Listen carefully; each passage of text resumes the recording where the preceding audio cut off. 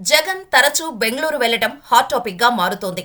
ఆయన political entry సమయంలో బెంగళూరు నుంచే రాకపోకలు సాగించేవారు. గాలి జనార్దన్ లాంటి నేతలతో సయోధ్య ఉండేది. వ్యాపారాలు బెంగళూరు కేంద్రంగా సాగేవి. అటు కడప ఎంపీగా ఉన్న సమయంలో సైతం బెంగళూరు నుంచి ఎక్కువగా కార్యకలాపాలు సాగించేవారు. వైసీపీ ఆవిర్భావం నుంచి మాత్రం బెంగళూరు రాకపోకలు తగ్గాయి.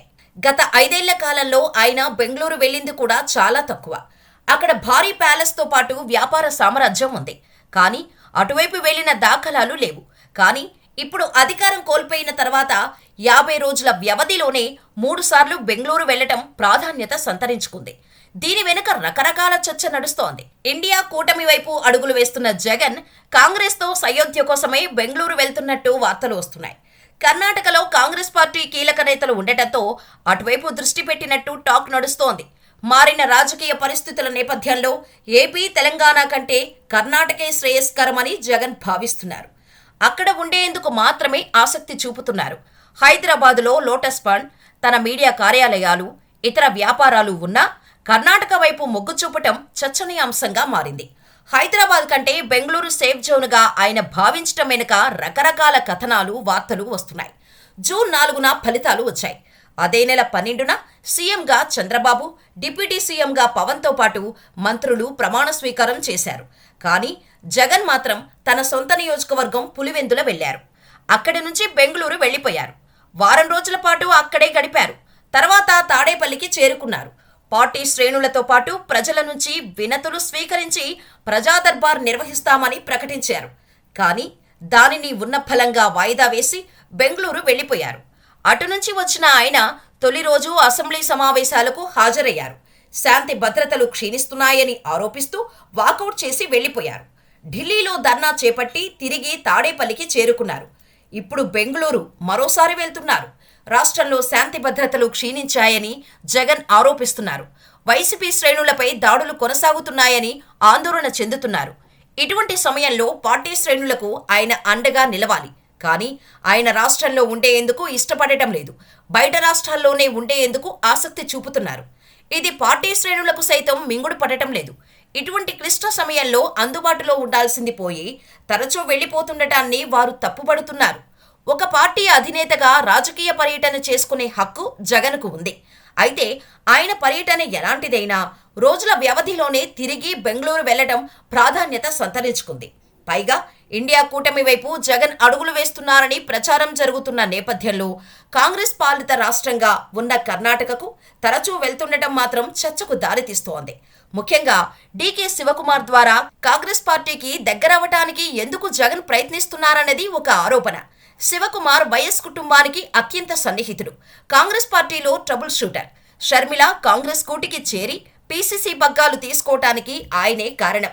అందుకే ఇప్పుడు డీకే శివకుమార్ ద్వారా ఇండియా కూటమితో పాటు కాంగ్రెస్ పార్టీకి దగ్గర కావాలన్నది జగన్ ప్రయత్నంగా ప్రచారం జరుగుతోంది.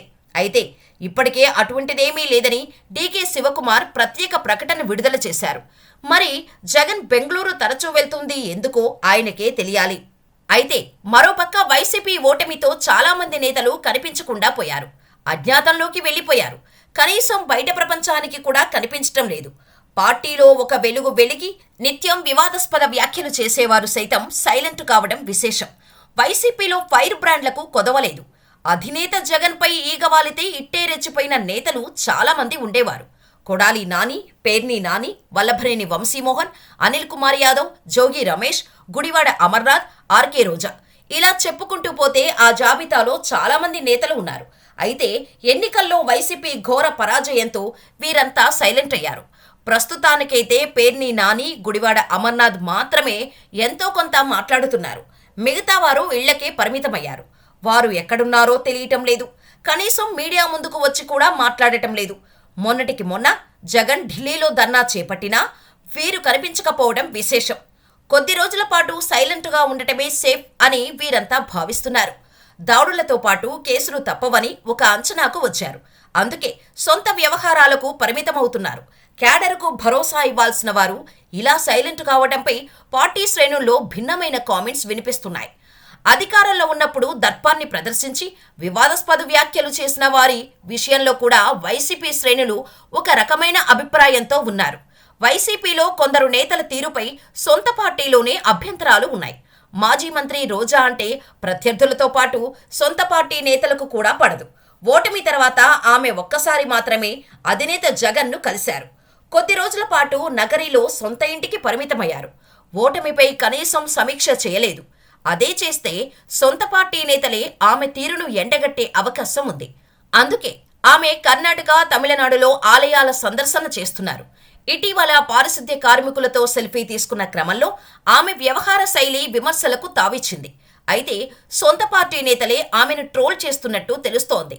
ఇప్పుడు కానీ పార్టీ శ్రేణులతో సమీక్ష నిర్వహిస్తే వారు రచ్చరచ్చ చేసే అవకాశం ఉంది. అందుకే పార్టీ కార్యక్రమాలకు దూరంగా ఉంటున్నారు రోజా. అనిల్ కుమార్ యాదవ్ అయితే నెల్లూరు వ్యవహారాలు పట్టించుకోవటం లేదు. 2019 ఎన్నికల్లో నెల్లూరు సిటీ నుంచి గెలిచారు అనిల్ కుమార్ యాదవ్. మంత్రి కూడా అయ్యారు. దీంతో ఇష్టారాజ్యంగా వ్యవహరించారు. కనీసం నెల్లూరు జిల్లాలో వైసీపీ సీనియర్లకు గౌరవం ఇవ్వలేదు. ఆయన తీరుతోనే చాలామంది సీనియర్లు టీడీపీలోకి వెళ్లిపోయారు. మొన్నటి ఎన్నికల్లో వైసీపీ నెల్లూరులో ఓడిపోవటానికి అనిల్ కుమార్ యాదవ్ తీరే కారణమన్న ఆరోపణలు ఉన్నాయి. ఈసారి నరసరావుపేట ఎంపీగా పోటీ చేసిన అనిల్ ఓడిపోయారు. ఎన్నికల తర్వాత కొందరి నేతలు మితిమీరిన వ్యాఖ్యల మూలంగానే ఓడిపోయామని చెప్పుకొచ్చారు. తాము ఆ జాబితాలో ఉన్న సంగతిని మరిచిపోయారు. ఓటమి తర్వాత వైసీపీకి మద్దతుగా మాట్లాడేందుకు సైతం ఆయన ముందుకు రాకపోవడం విశేషం. అయితే తాజా మాజీ మంత్రులు అధినేత జగన్కు అండగా నిలబడలేదు. పేర్ని నాని, గుడివాడ అమర్నాథ్, సిదిరి అప్పలరాజు మాత్రమే ఎంతో కొంత మాట్లాడుతున్నారు. సీనియర్లుగా ఉన్న ధర్మాన ప్రసాదరావు, బొత్స సత్యనారాయణ, మిగతా వారు పూర్తిగా అజ్ఞాతంలోకి వెళ్లిపోయారు. అసలు వైసీపీలో ఉన్నామా లేదా అన్నట్టు ప్రవర్తిస్తున్నారు. వైసీపీలోనే వీరిపై ఒక రకమైన విశ్లేషణ నడుస్తోంది. ఒకవేళ కాంగ్రెస్ పార్టీ దేశవ్యాప్తంగా పుంజుకుంటే మాత్రం ఏపీలో వైసీపీ మిగిలే పరిస్థితి ఉండదన్న టాక్ వినిపిస్తోంది. చాలా మంది సీనియర్లు కాంగ్రెస్ పార్టీలోకి వెళ్తారని ప్రచారం జరుగుతోంది. చూడాలి మరి ముందు ముందు ఏం జరుగుతుందో.